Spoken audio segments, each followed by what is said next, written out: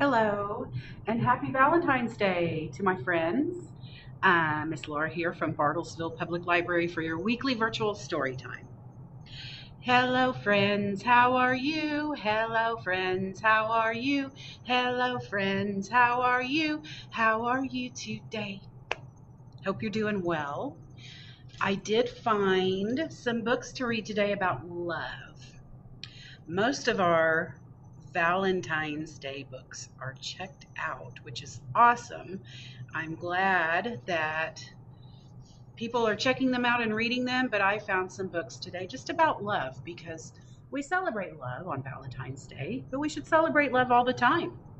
So we're going to start with this first book by Susan Verde, pictures by Peter Reynolds, called I Am Love.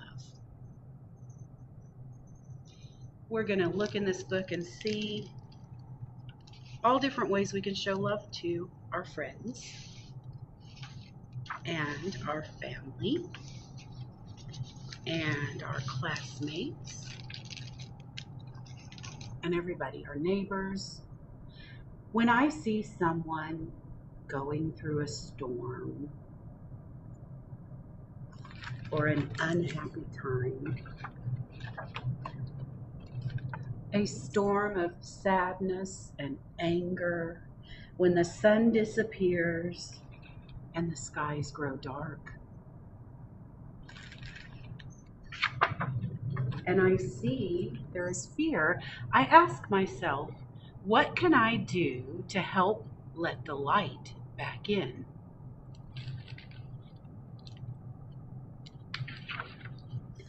I put my hands on my heart and listen, and that is where I find the answer.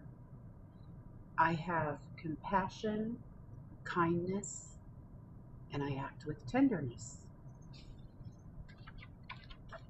I am love. I can listen and not say a word. I can be there.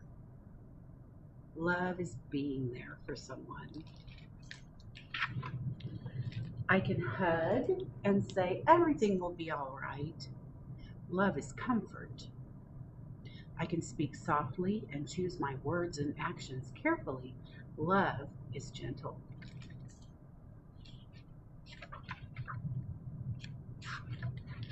I can give thanks for all I have and am able to share. I can keep my mind and body safe and healthy. Love is thankfulness, and love is taking care of me.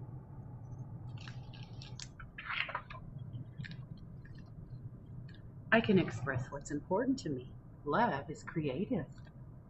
I can know that no one is perfect. Love is understanding. I do my best to make things better when something is wrong. I can celebrate those that I've loved before by remembering them. I can find goodness in a kind word, a helping hand, or a shared smile. I can breathe in the air that the whole world shares. I know all creatures are made from the very same stardust. Love is a connection. When the clouds roll in for others and for me, I know there's something I can do. I can let my heart lead the way. I am love. You are love. And with love, we will weather the storm and light up the sky together. I think that is the end of I Am Love. Our next book is more of a story, I think. I don't know. I've got two books. It's hard for me to choose. Why don't we sing a song first? Ready? If you're happy and you know it, clap your hands. If you're happy and you know it, clap your hands. If you're happy and you know it and you really want to show it, if you're happy and you know it, clap your hands. If you're happy and you know it, stomp your feet. You can't see my feet, but I think you can hear them. If you're happy and you know it, stomp your feet. If you're happy and you know it and you really want to show it, if you're happy and you know it, stomp your feet. If you're happy and you know it, say Happy Valentine's Day. If you're happy and you know it, say Happy Valentine's Day. If you're happy and you know it and you really want to show it, if you're happy and you know it, say Happy Valentine's Day. This silly story is about a mother's love. Mommies love us so much, no matter what. This was written by Lisa McCourt and pictures by Sid Moore. It's called I Love You, Stinky Face. Do you have any special names, nicknames that your parent calls you, like Stinky Face or Pumpkin or Sweetheart?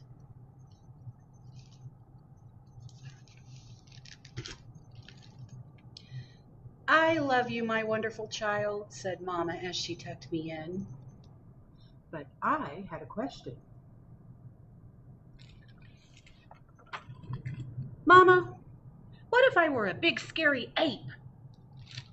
Would you still love me then?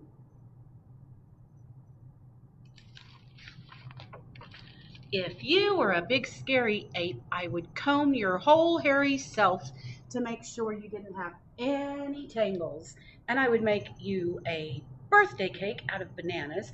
And I would tell you, I love you, my big scary ape.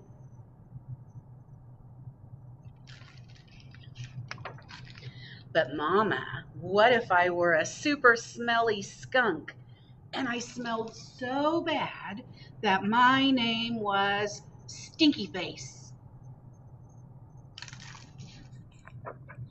Well, then I would give you a bath and sprinkle you with sweet smelling powder. And if you still smelled bad, I wouldn't mind. And I would hug you tight and whisper in your ear, I love you, Stinky Face. But Mama, what if I were an alligator with big sharp teeth that could bite your head off? Well, says Mama, then I guess I would buy a bigger toothbrush for your big teeth and make sure that you brushed them every night so they'd stay healthy and strong. And if you had a sore throat, I would stick my head right inside your enormous jaws to make sure you were okay. And I would say, I love you, my ferocious alligator.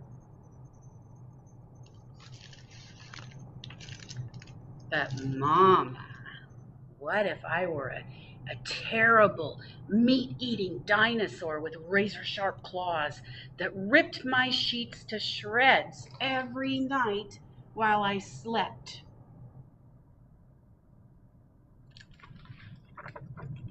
Then I would give you plenty of meat to eat if that is what you liked, and I would sew your sheets back together every day because after all, ripping them would be an accident. And I would tuck you into your newly mended sheets every night and say, I love you, my sweet, terrible dinosaur.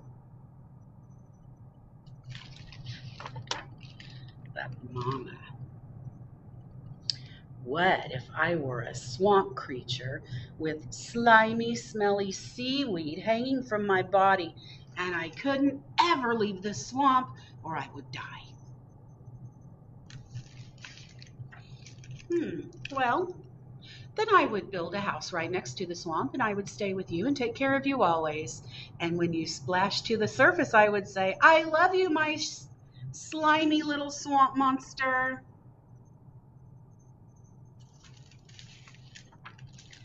But Mama, what if I were a green alien from Mars and I ate bugs instead of peanut butter? Then I would dress you in colors that showed off your nice green skin. And I would pack your lunchbox with beetles and spiders and ants and grasshoppers and the tastiest bugs you ever had. And I would pack a note with all the bugs that said, I love you, little greenie. Bon appetit. But Mama, what if I were a cyclops and I had just one big gigantic eye in the middle of my head? Then I would look right into your gigantic eye and say, I love you, my little Cyclops. And I would sing you a lullaby until your one gigantic eyelid got droopier and droopier. And it finally closed and you fell fast asleep. I love you, Mama. And I love you, my wonderful child. The end. So every year on Valentine's Day, I like to sing a Valentine's song that I learned when I was in the first grade, when I was probably about 5 years old. And I still remember it after all these years. It goes like this. Oh, I have made a valentine for a little friend of mine. It's red and white and lacy too. It opens and says, I love you. I'll put it in an envelope. Then I really truly hope that when it's stamped and addressed to, the postman sends it straight to you. I don't know if you've heard, but we've had some supplies out here at the library in the children's section with cards and envelopes and decorations for you to make your own Valentine cards for people you want to give one to. So we're going to leave that out today for the rest of the day. If any of you can make it in today and make your own library card. Library card? Pew! Not library card. Valentine card. Woo! It's Monday, right? So our last book is also about mommy love. Sometimes, for some of us, we have to go to daycare or stay at grandma's while mommy goes and does something else. Sometimes that's hard. It makes us a little nervous. This is called The Kissing Hand by Audrey Penn. And this is how one little raccoon and his mommy learned a way that he would feel better when mommy wasn't with him.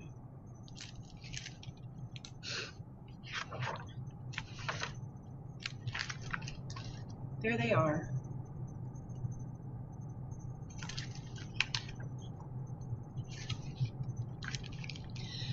Chester Raccoon stood at the edge of the forest and cried. I don't want to go to school, he told his mother. I want to stay home with you. I want to play with my friends and play with my toys and read my books and swing on my swing. Please, may I stay home with you? Mrs. Raccoon took Chester by the hand and nuzzled him on the ear. Sometimes we all have to do things we don't want to do, she told him gently, even if they seem strange and scary at first, but you will love school once you start. You'll make new friends and play with new toys, read new books, and swing on new swings. Besides, she added, I know a wonderful secret that will make your nights at school seem as warm and cozy as your days at home. Raccoon goes to school at night, maybe because they are nocturnal creatures who stay up at night and sleep during the day. Chester wiped away his tears and looked interested. A secret? What kind of secret? A very old secret, said Mrs. Raccoon. I learned it from my mother, and she learned it from hers. It's called The Kissing Hand. The Kissing Hand? Asked Chester. What's that? I'll show you. Mrs. Raccoon took Chester's left hand and spread open his tiny fingers into a fan. Leaning forward, she kissed Chester right in the middle of his palm. Chester felt his mother's kiss rush from his hand, up his arm, and into his heart. Even his silky black mask tingled with a special warmth.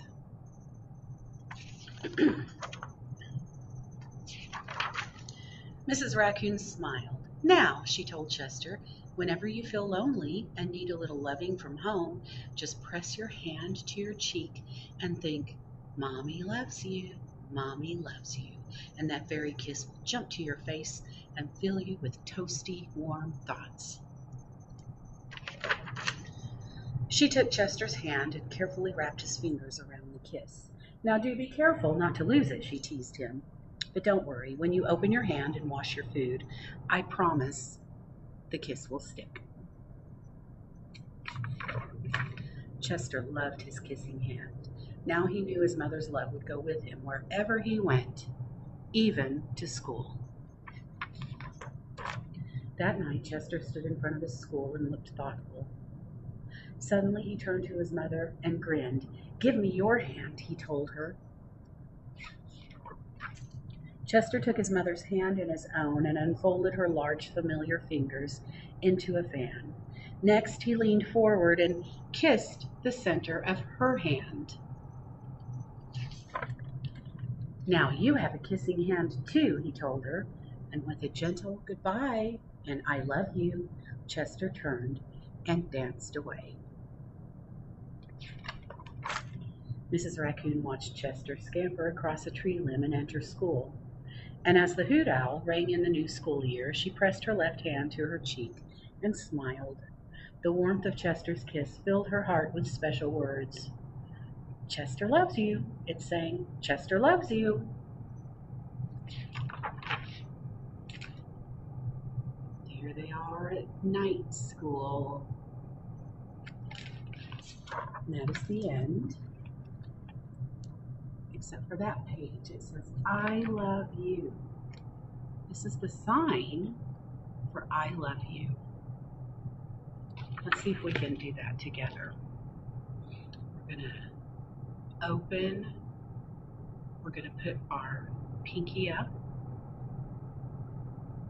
and then just our pointer finger, and then our thumb. And that means "I love you" in sign language. Thanks, everybody. I hope you have a happy Valentine's Day. And if you can make it to the library today to make some Valentine cards of your own, I'd love to see you. Thanks.